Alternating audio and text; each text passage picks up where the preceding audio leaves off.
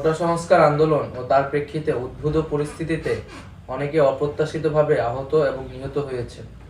তাছাড়া রাষ্ট্রীয় স্থাপনায় অগ্নিসংযোগ সহ নানা সহিংস ঘটনা ঘটেছে। আমরা এই সকল অনাকাঙ্ক্ষিত ঘটনার তীব্র নিন্দা জানাই এবং সুষ্ঠু তদন্ত সাপেক্ষে দ্রুত বিচারের দাবি জানাচ্ছি। আমাদের প্রধান দাবি ছিল কোটার যৌক্তিক সংস্কার, যা ইতিমধ্যে সরকার পূরণ করেছেন। এখন শিক্ষার সুষ্ঠু পরিবেশ নিশ্চিত করার লক্ষ্যে দ্রুত শিক্ষা প্রতিষ্ঠান খুলে দেওয়ার জন্য সরকারের প্রতি জোর আহ্বান জানাই। সার্বিক স্বার্থে আমরা এই মুহূর্তে থেকে আমাদের কর্মসূচি প্রত্যাহার করছি।